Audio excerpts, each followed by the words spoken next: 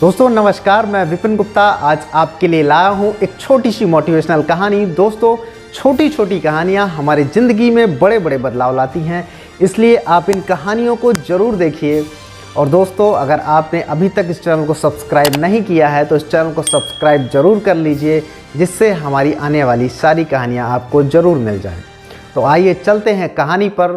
दोस्तों कुछ साल पहले की बात है, एक गुरु और शिष्य कुछ दूर चलते चलते एक खेत पर पहुंच जाते हैं। उन्हें बहुत ही प्यास लगी हुई होती है। उस खेत पर एक छोटा सा टूटा फूटा घर वो देखते हैं और दरवाज़ा खटखटाते हैं।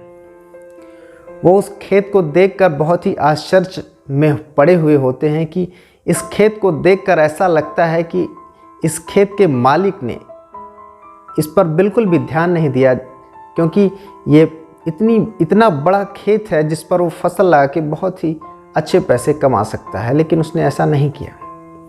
दरवाज़ा खुलता है, अंदर से एक आदमी निकलता है, उसके पीछे उसकी औरत और 3 बच्चे भी निकलते हैं। वो सभी फटे पुराने कपड़े पहने हुए होते हैं। वो साधु महात्मा उस आदमी से कहते हैं कि मुझे प्यास लगी है, थोड़ा सा पानी हमें मिल सकता है क्या? वो आदमी उन्हें कहता है हाँ बिल्कुल, और उन्हें वो पानी पिलाता है। पानी पीने के बाद वो साधु महात्मा कहते हैं कि बेटा तुम्हारे पास इतना बड़ा खेत है, तुम इसमें फसल क्यों नहीं उगाते हो और तुम अपना भरण पोषण कैसे करते हो? वो आदमी कहता है कि मेरे पास एक भैंस है जिसका दूध बाजार में बेचकर और बचे हुए दूध का हम भरण पोषण करते हैं और इस तरह हमारा गुजारा होता है। रात होने को रहती है।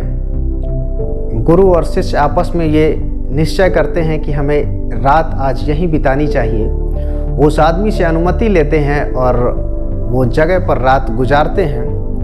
रात के आधा पहर निकल चुका होता है, एक पहर निकल चुका होता है, आधी रात का वक्त होता है। गुरुजी शिष्य को जगाते हैं और कहते हैं कि उठो, हमें इसी वक्त इस जगह को छोड़कर जाना है और जाने से पहले उस भैंस को भी साथ में लेकर जंगल में छोड़ आना है, जिससे वो दोबारा वापस ना सके। इस बात को सुनकर शिष्य को बड़ा आश्चर्य होता है कि आखिर गुरुजी जिससे मैंने सब कुछ सीखा वो आखिर ऐसा क्यों कर रहे हैं। फिर भी वो क्योंकि उसके गुरु थे इसलिए वो करने के लिए तैयार हो जाता है और उस भैंस को जंगल की तरफ छोड़कर आ जाता है, जिससे वो वापस दोबारा ना आ सके।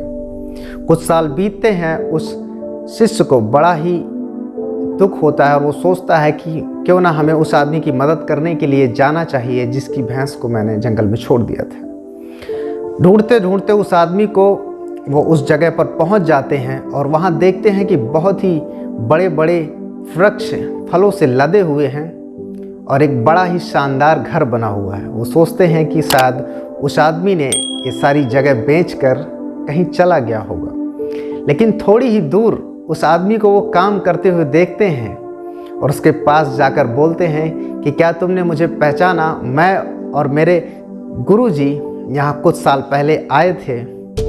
तब वो आदमी मायूस होकर थोड़ा कहता है कि हाँ मुझे बिल्कुल अच्छी तरह याद है, लेकिन आप दोनों रात को बिना बताए चले गए थे और आपके जाने के बाद पता नहीं वो भैंस हमारी कहाँ चली गई और वो आज तक वापस नहीं आई। वो भैंस के जाने के बाद मुझे लगा कि मुझे क्या करना चाहिए, मेरे तो कुछ समझ में नहीं आ रहा था। कई दिन तो हमारे ऐसे ही बीत गए। उसके बाद मैंने आसपास जंगलों से लकड़ियाँ काट कर उसे बाज़ार में बेची और कुछ पैसे अर्जित करने के बाद अपने इस खेत पर कुछ फसल बोई, जिससे बहुत ही अच्छी फसल हुई और उस फसल को बेचकर हमने यहाँ एक फलों का बागीचा तैयार किया। फलों का बागीचा बहुत ही अच्छा चल पड़ा और बहुत ही फल उस साल हमें हुए, खेती हुई फलों की। और इस तरह मैं इस जगह का बहुत ही बड़ा फलों का व्यापारी बन गया। तो उन गुरु ने कहा कि ये काम तो आप पहले भी कर सकते थे, आपने पहले क्यों नहीं किया? तो उन्होंने कहा कि वो भैंस जब हमारे पास थी तो हमें लगा कि मुझे पता ही नहीं था कि मेरे अंदर ये क्षमता भी है, मैं ये सब कर सकता हूँ और इतने पैसे कमा सकता हूँ। लेकिन जैसे ही वो भैंस गई तब मुझे ये एहसास हुआ कि मैं कर सकता हूँ, और मैंने कड़ी मेहनत की और मैंने ये सब पैसे बनाए। तब उस शिष्य के समझ में आता है कि गुरुजी ने आखिर ऐसा क्यों करवाया था। दोस्तों, हम सब के साथ भी ऐसा ही होता है। हम सब भी एक ऐसी चीज़ से बंधे हुए होते हैं और उसी को अपना सब कुछ समझ लेते हैं, और हम अपने अंदर की क्षमता को नहीं पहचानते हैं कि हम क्या कर सकते हैं और हम किस लिए बने हैं। इसलिए अगर आप भी उस आदमी की तरह एक भैंस पर निर्भर हैं तो उसे दूर भगाइए और अपनी ज़िंदगी में वो बनिए जो आप हैं, जो आप में है। इसलिए अपने आप को निखारिए और अपने आप को पहचानिए कि आप क्या कर सकते हैं। दोस्तों, इसी संदेश के साथ आप सभी का हृदय की गहराइयों से बहुत बहुत प्रेम पूर्वक धन्यवाद। आपका दिन शुभ हो।